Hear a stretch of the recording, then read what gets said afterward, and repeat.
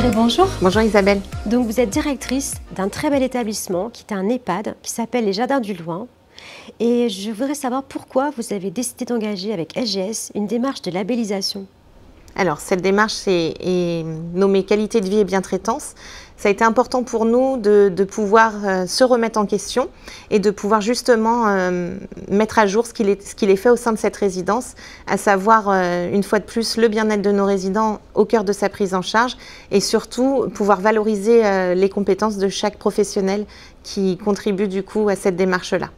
Donc cette démarche de labellisation représente quelque chose d'important. Je sais que vous êtes au niveau 3. Que signifie cette démarche d'excellence pour votre établissement? Alors justement, nous avons été audités la première année en mars 2018.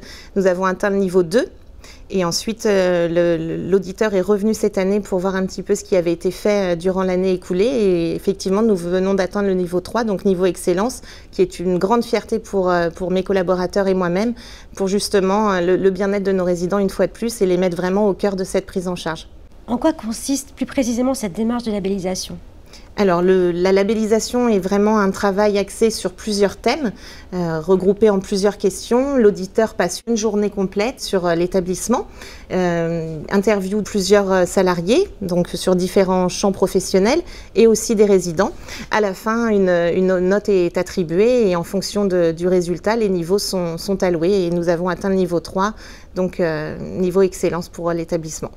Est-ce que vous avez l'impression que les résidents se rendre compte que vous êtes engagé dans une démarche de labellisation? Oui, parce que alors, de par nos conseils de la vie sociale qui se font du coup 3 fois par an, nous en parlons bien évidemment et nos résidents sont toujours au cœur de cette prise en charge et sont au fait de tout ce qui se passe au sein de l'établissement, justement pour les valoriser aussi parce que ce sont quand même eux qui sont acteurs principaux de cette prise en charge et du coup pour les accompagner du mieux possible, nous sommes dans cette politique de démarche transparente et de communication.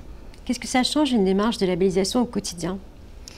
Ça assoit l'image positive de l'établissement, dans le sens où les 2 mots principaux sont quand même qualité de vie et bientraitance. Et je pense, à mon sens, que c'est primordial pour l'accompagnement de nos résidents.